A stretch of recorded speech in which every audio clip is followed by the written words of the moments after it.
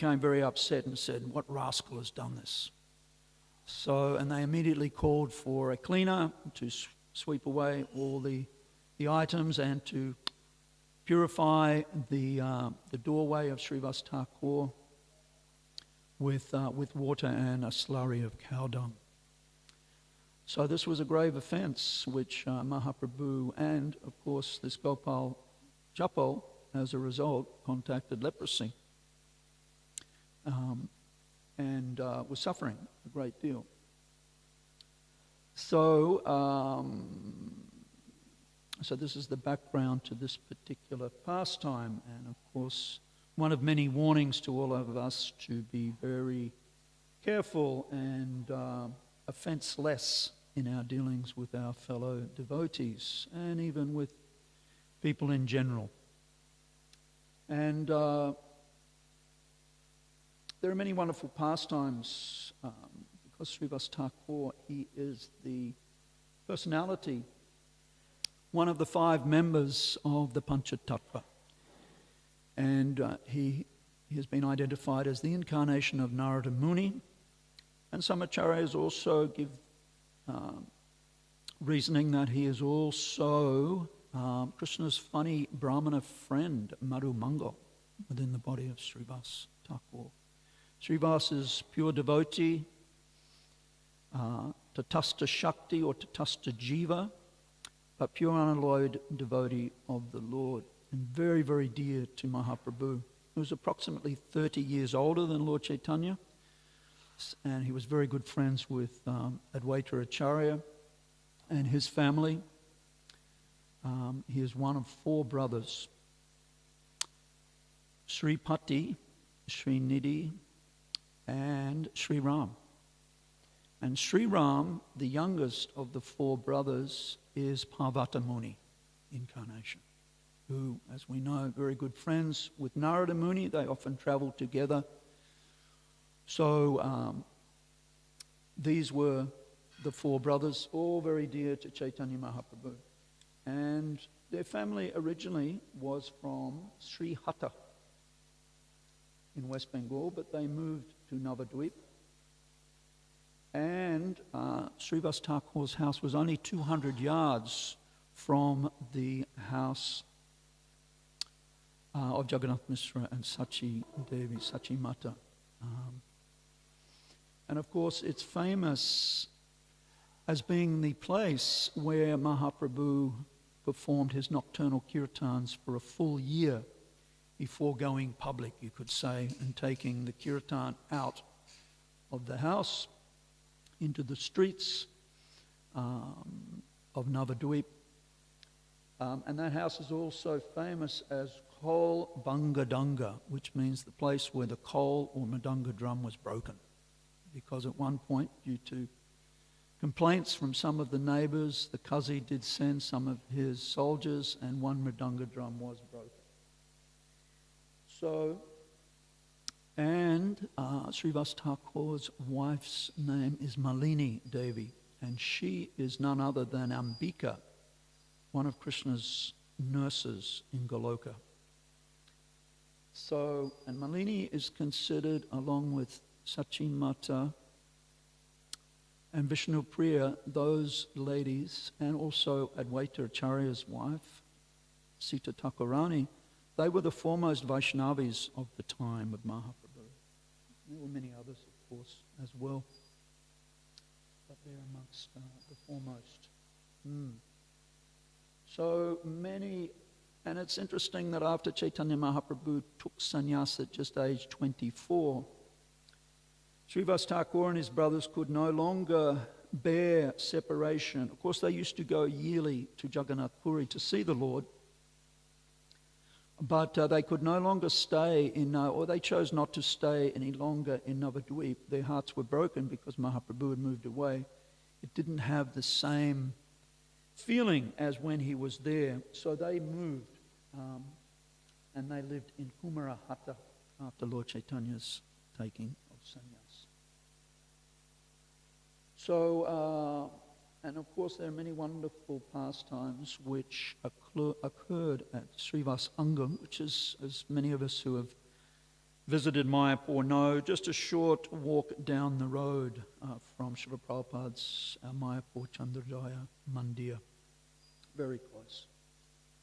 And one of those pastimes, very famous, is Srivas Thakur's niece, Narayani Devi, who was only 4 years old at the time, was offered Mahaprabhu's remnants, prasad remnants. But first, the Lord asked her, Narayani, chant Krishna, Krishna. So she chanted Krishna's names with such feeling, such intensity, that profuse tears poured out of her eyes and she manifested other ecstatic symptoms. And Chaitanya Mahaprabhu was so pleased with this little 4-year-old girl that he blessed her, and she became the mother after she grew up and got married. She had a son, the great Vrindavan Das Thakur, the author of Chaitanya Bhagavat,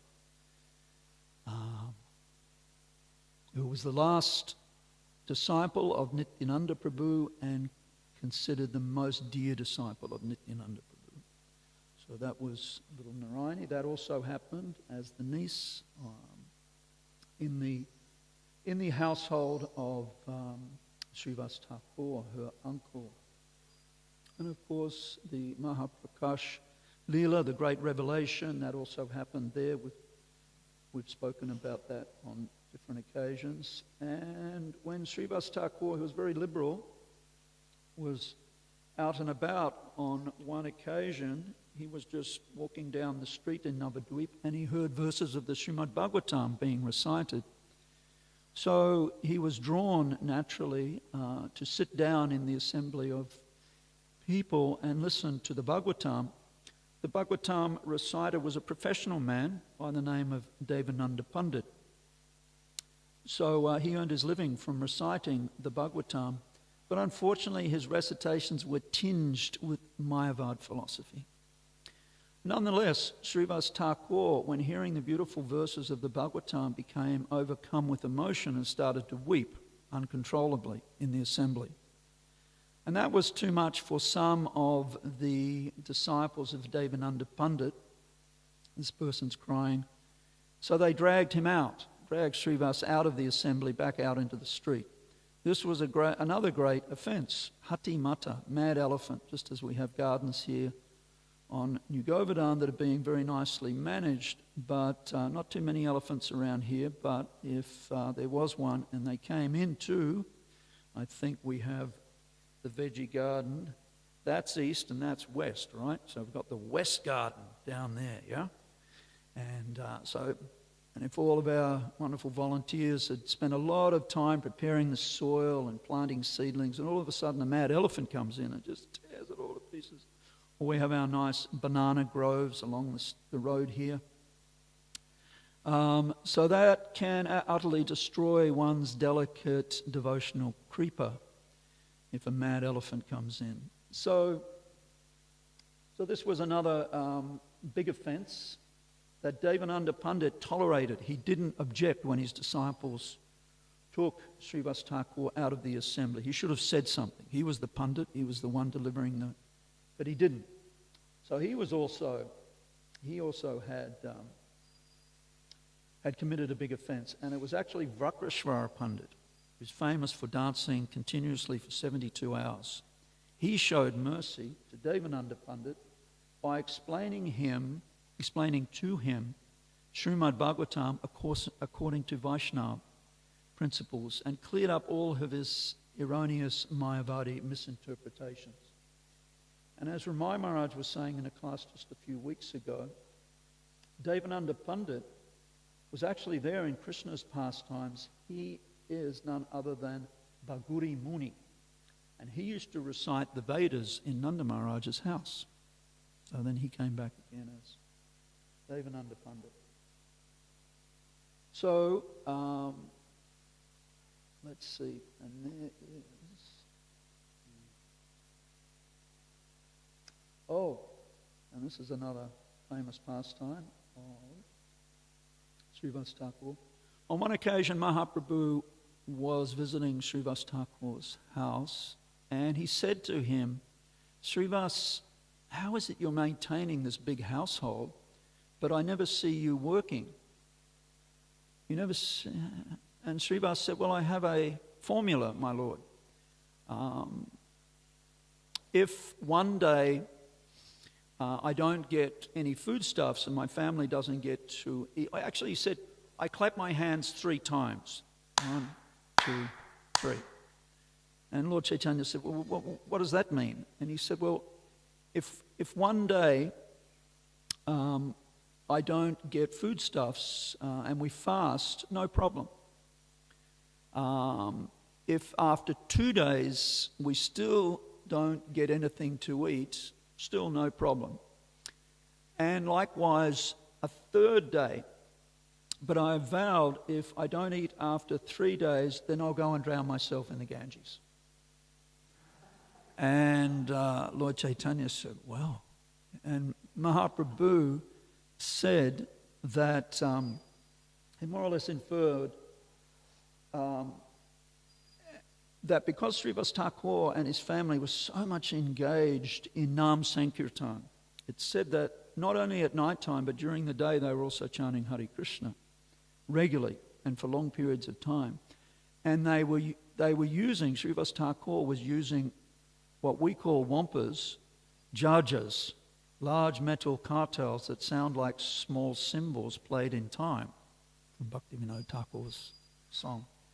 So, because he was doing so much kirtan, Nam Sankirtan, the Yugadharma, then Krishna was making all arrangements for his sustenance, he and his family. And Mahaprabhu went on that Lakshmi Devi herself may have to beg, but you'll never have to beg. So that was the blessing of Mahaprabhu.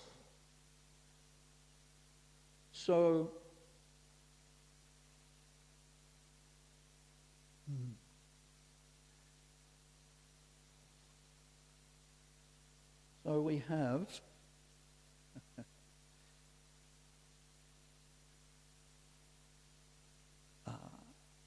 we have sometimes philosophers like to reflect or speculate. How is it possible for the finite to ever comprehend the infinite? It is possible by the grace of the infinite. And that's why we see that karma, jnana, and ashtanga yogas are primarily effort-based, whereas bhakti is primarily grace-based. Not that aspiring devotees of Krishna don't also have to make an effort. We do both. Effort, but we also receive grace. An example is often used of creatures. We have baby monkeys who have to make a serious effort to hang on, either underneath mother monkeys or on their backs as their mothers jump from tree branch to tree branch. But the kittens and the cubs of cats, they're carried by their mothers in their mother's jaws from one unsafe place to a safe destination. So devotees do both. We have to make the effort. No one else can daily hear and chant about Krishna and do some service to Krishna. But grace is coming down in a significantly greater proportion for Krishna's devotees. And there are many verses like that throughout Vedic literatures. To those who are constantly devoted and worship me with love, I give the understanding by which they can come to me. Is that tesham satata yuktanam bhajatam pratipurvakam dadami buddhi yogam tam yena mamupayanti te. Thank you. And similarly, Atasri Krishna namadina bhavadgrayam indriya seva mukhi jiva do swayameva spurat yada. Krishna says, I can never be understood as I am by the blunt material senses, but I reveal myself to the devotees, being pleased with them for their transcendental loving service unto me. And yoginam api sarvesham matkatend antaratmanaha shadavam bhajate yomam sameyu yuktatamo mataha of all yogis, Krishna says. He who abides in me with complete faith, transcendental loving service, is most intimately united with me in yoga and is the highest of all. So the difference, and especially in Mahaprabhu's sublime philosophy, he teaches that devotees can pray to Krishna. Can we be friends? Which is really unusual and unorthodox. In most monotheistic religions, God is seen as order supplier. There's not so much the concept, what can I do for you, but God, what can you do for me? And again, akama sava moksha kama udarati tivrena bhakti yogina yajita purusham param, from Srimad Bhagavatam, that whether one is full of material desires or desires liberation, one should, in all earnestness, worship the Supreme Personality of Godhead, Krishna, for the ultimate perfection of devotional service. So that is just like we may have there may be a big person in this world, and people for all different selfish reasons want to be friends with that big person who's vastly wealthy and very famous, very good looking or whatever. But if someone comes and says, can we just be friends? And what can I do for you? I don't want anything from you. I'm Aparama. I'm self-satisfied. But I'd like to be your friend. We could spend some time together. So that's very unusual. Sometimes very wealthy persons suffer from a fair amount of paranoia that the people around them just, are they really friends, or do they just want me for something that I have? So that is the unique offering of Chaitanya Mahaprabhu in the bhakti tradition that he is presenting, emphasizing either Madhurya or Vatsalya or Sakya Prem, love for the Supreme Lord, either as a lover or in parental affection or as friendship. So that is a very important aspect. I came across, doing research, back in 1977, there was a really interesting pastime. Srila Prabhupada was in Bombay. His health was deteriorating. One very senior member of the Sri Vaishnava Sampradaya from South India, who'd met Srila Prabhupada in South India and was very impressed, had a lot of regard for Srila Prabhupada, took it upon himself to fly from South India to Bombay, knowing Prabhupada was there, which in itself was unusual because very strict Brahmins, Vaishnavas, they don't very often, for example, get on an aeroplane and fly places. As many of us know, it can be a little awkward, uncomfortable, flying, sitting next to people that are eating meat, for example, drinking alcohol, watching all sorts of frivolous movies and so on. Nonetheless, this man took it upon himself, and he arrived in Bombay, and his only purpose was to meet Srila Prabhupada and to speak with him.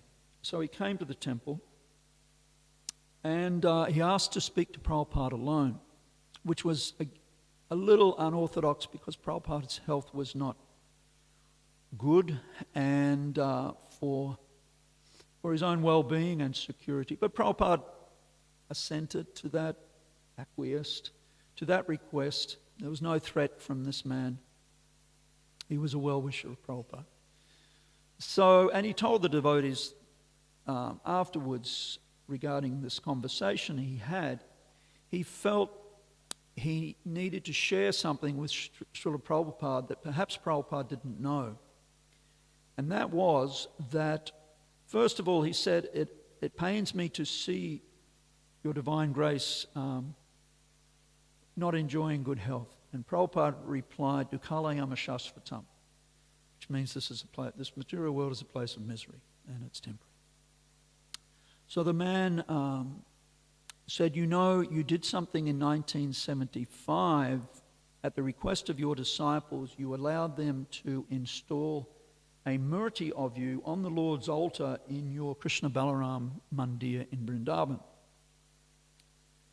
And that is generally not done until after the Acharya leaves. And Prabhupada said, I know that. And the man, this Brahmin, was vastly learned and very elevated, Sri Vaishnav, he said, many very sinful persons are coming before your murti and they're praying to you to deliver them from their sinful reactions. And Prabhupada said, I know that also.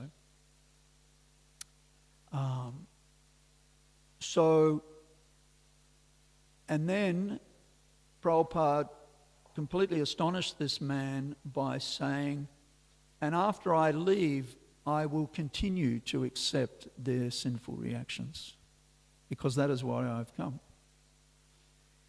And when I heard that, immediately we go to the story of Vasudev Dutt in the Caitanya Caritamrita, who also approached Lord Caitanya and asked him, my dear Lord, you're the Lord of the whole universe. You please transfer all of the sinful reactions of all the living entities in this universe onto my head, and I will stay here in this material world perpetually so that they can all go back home, back to Godhead, back to Vaikuntha, Goloka, like that. But Mahaprabhu said that, and he appreciated that sentiment. Bhava Grahi Janardana. Krishna knows our sentiment, what we're feeling, how we want to serve him and love him and ultimately go back to him. Even when the material world sometimes seems all against us, but Krishna appreciates our sentiment. So Mahaprabhu said that was not necessary, but he appreciated Vasudev Dutt's sentiment. So I was thinking of that in that regard to that amazing, just our estimation, our ability to try and somehow or other comprehend the greatness of Srila Prabhupada. It's just amplified when we hear. And I did find a little reference, because I thought when I heard that, I'm sure there's a reference, and there is, because in the last days of his life, Sripad Ramanuja, his disciples also wanted to create a murti of him, but he had not yet departed this realm. So I'll just read here. Taking pity upon them, Ramanuja accepted his disciples' request and ordered that expert sculptors be brought there to carve a stone deity in his likeness. After 3 days, the work was complete. Then the deity was bathed with water from the Kaveri river and installed upon a newly constructed altar. Yatiraj, which is another name of Ramanuja, then came slowly up to the deity and filled it with his potency by breathing into the crown of the head. Turning to his disciples, he said, "This is my second self. When I have cast off this body, you may worship this form instead of me." So, have I got time for a couple more points? Let's see.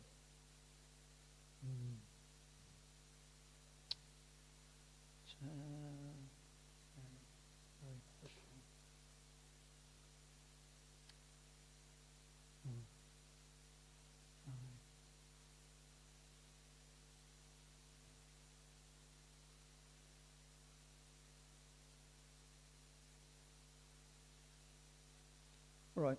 So we're coming up to Lord Narasimhadev's appearance day on Wednesday, one of the major festivals in Vaishnavism, Gaudiya Vaishnavism.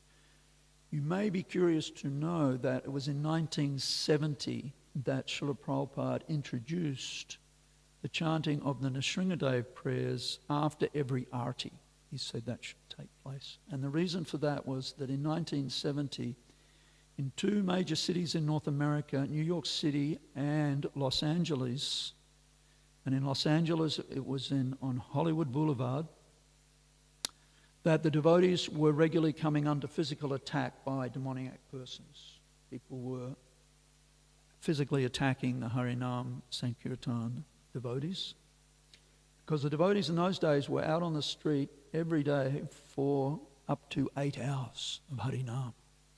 So demoniac people were getting really agitated.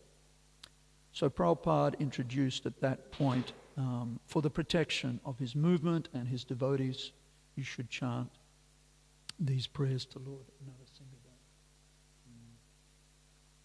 So, and perhaps,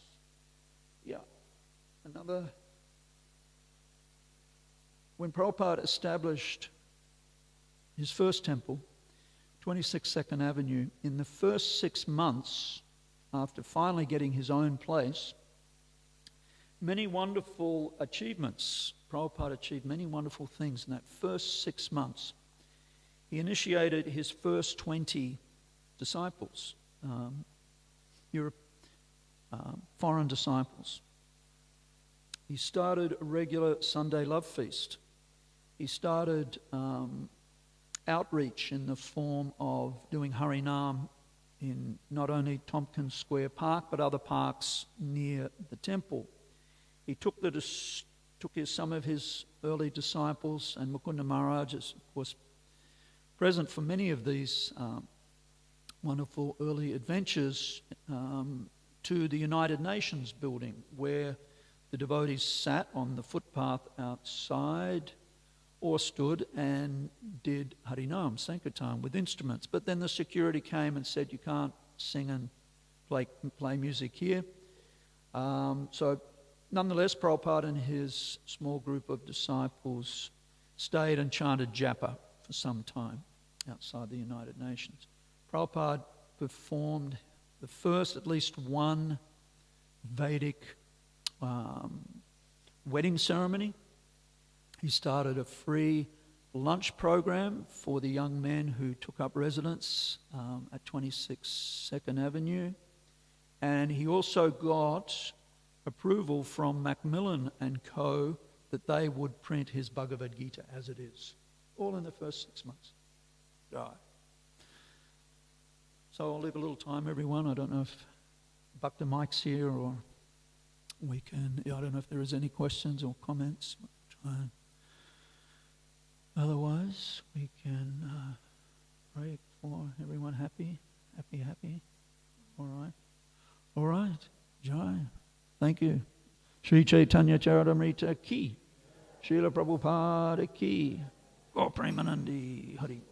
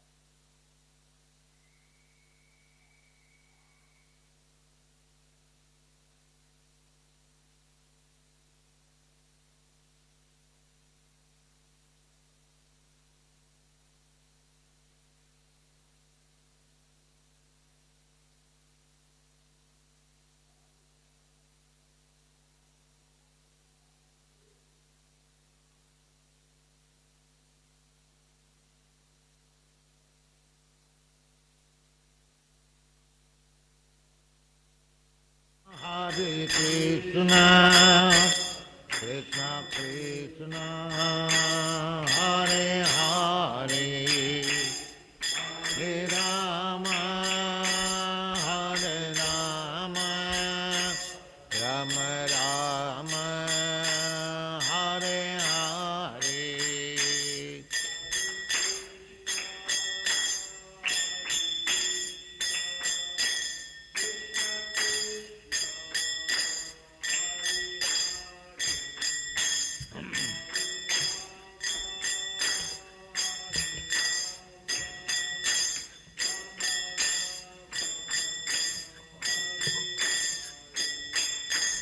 Hare Krishna, Hare Krishna, Krishna Krishna, Hare Hare, Rama, Hare Rama, Rama, Hare Hare.